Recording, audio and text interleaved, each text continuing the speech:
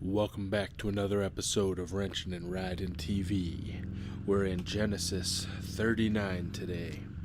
Joseph and Potiphar's wife. And Joseph was brought down to Egypt, and Potiphar, an officer of Pharaoh, captain of the guard, an Egyptian, bought him of the hand of the Ishmaelites, which had brought him down thither. And the Lord was with Joseph, and he was a prosperous man, and he was in the house of his master the Egyptian. And his master saw that the Lord was with him, and that the Lord made all that he did to prosper in his hand. And Joseph found grace in the sight, and he served him, and he made him overseer over his house, and all that he had he put into his hand. And it came to pass from the time that he had made him overseer in his house, and over all that he had, that the Lord blessed the Egyptian's house for Joseph's sake. And the blessings of the Lord was upon all that he had in the house and in the field. And he left all that he had in Joseph's hand, and he knew not aught he had, save the bread which he did eat. And Joseph was a goodly person, and well favored. And it came to pass after these things, that his master's wife cast her eyes upon Joseph, and she said, Lie with me. But he refused, and said unto his master's wife, Behold, my master wotteth not what is with me in the house, and he hath committed all that he hath to my hand. There is none greater in this house than I, neither hath he kept back anything from me but thee, because thou art his wife. How then can I do this great wickedness, and sin against God? And it came to pass, as she spake to Joseph day by day, that he hearkened not unto her, to lie by her, or to be with her. And it came to pass about this time, that Joseph went into the house to do his business, and there was none of the men of the house there within. And she caught him by his garment, saying, Lie with me. And he left his garment in her hand, and fled, and got out of him, and got him out. And it came to pass, when she saw that he had left his garment in her hand, and was fled forth, that she called unto the men of her house, and spake unto them, saying, See, he hath brought in a Hebrew unto us to mock us. He came in unto me to lie with me, and I cried with a loud voice. And it came to pass, when he heard that I lifted up my voice and cried, that he left his garment with me and fled, and got him out. And she laid up his garment by her until his Lord came home. And she spake unto him according to these words, saying, The Hebrew servant which thou hast brought us unto us came in unto me to mock me. And it came to pass, as I lifted up my voice and cried, that he left his garment with me and fled out. And it came to pass, when his master heard the words of his wife, which she spake unto him, saying, After this manner did thy servant to me, that his wrath was kindled. And Joseph's master took him and put him into the prison, a place where the king's prisoners were bound. And he was there in the prison. But the Lord was with Joseph, and shewed him mercy, and gave him favor in the sight of the keeper of the prison. And the keeper of the prison committed to Joseph's hand all the prisoners that were in the prison. And whatsoever they did there, he was the doer of it. The keeper of the prison looked not to anything that was under his hand, because the Lord was with him. And that which he did, the Lord made it prosper.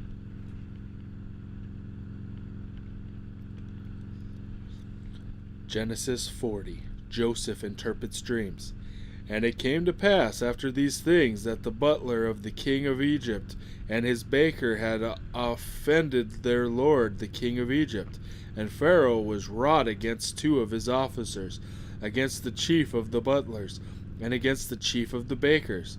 And he put them in the ward in the house of the captain of the guard, into the prison, and place where Joseph was bound.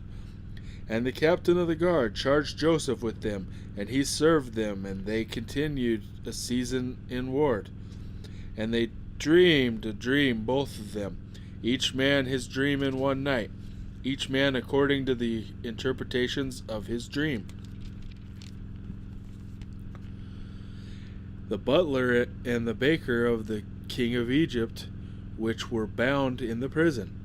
And Joseph came in unto them in the morning, and looked upon them, and behold, they were sad. And he asked Pharaoh's officers that were with him in the ward of his lord's house, saying, Wherefore look ye so sadly today? And they said unto him, We have dreamed a dream, and there is no interpreter of it. And Joseph said unto them, Do not interpretations belong to God? Tell me them, I pray you.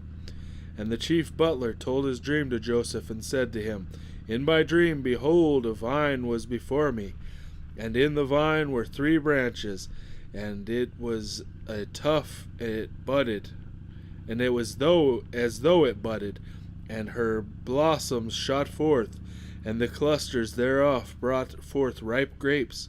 And Pharaoh's cup was in my hand, and I took the grapes, and pressed them into Pharaoh's cup, and gave the cup to Pharaoh's hand.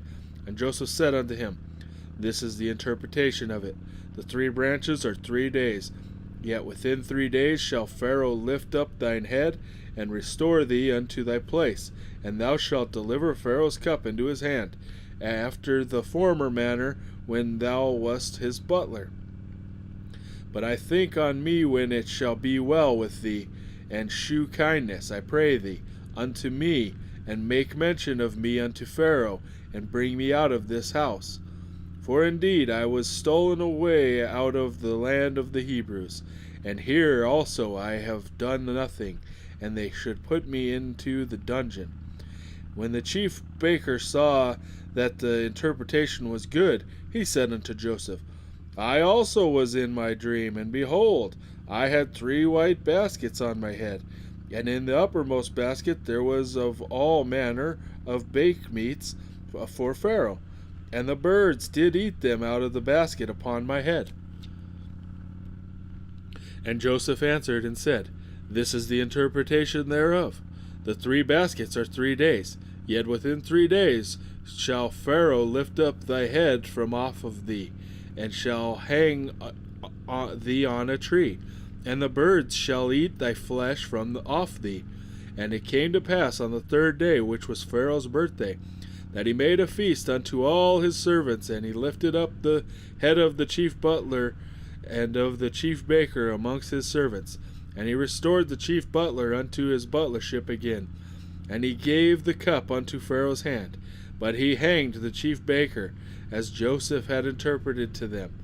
Yet did not the chief butler remember Joseph, but forgot him. That just seemed about right. So that was Genesis 40. I'm not going to get into 41. I don't have enough time to read that one today. But we got Joseph, and he's staying faithful even though his life is taking a turn for the worse. And in staying faithful, keeps saying that God's with him. And that's all you really need. I mean, sometimes, you might feel like you're all alone, but if you're faithful to God and you serve and love God with all of your heart, then, even in the worst of times, this guy's in a dungeon for, a couple years, it sounds like, at least a season, or, I mean, he's down there for quite a while, and he's staying faithful and he's staying true, and God's being faithful to him. And I mean, even getting sold into slavery from his brothers, I mean, he got sold, drugged down into a country that he didn't know. He's still a young kid, really. And he's just staying faithful to God. And, I mean, this story is one of the more amazing stories, I think, in the Bible, where, this kid stays faithful. God let him have some hard times and circumstances that maybe he didn't want to be a part of, but he stayed faithful, and then he ends up being, the head of everything there. He brings his whole family down during the famine here in the next couple chapters, and that's awesome. So we'll get into that on the next show, and I'm sure 41, maybe do 42 if we're lucky, and then we'll see where we're at. But that's fantastic, so just keep that in mind. If you're going through a hard time, stay faithful. I like to say, if things get hard, pray harder. Check out Mike Rood. Mike Rood's got some amazing teachings on the chronological gospels. It's something that I think if you really consider yourself to be a Christian, you gotta learn this, because if you're not doing the things that the Hebrews do, then you're doing it wrong. Because if you're wearing a "What Would Jesus Do" t-shirt, read the Bible, because there's a whole bunch of red stuff in here that he actually said. So that's where you need to start. So thanks for tuning in. Have a blessed day.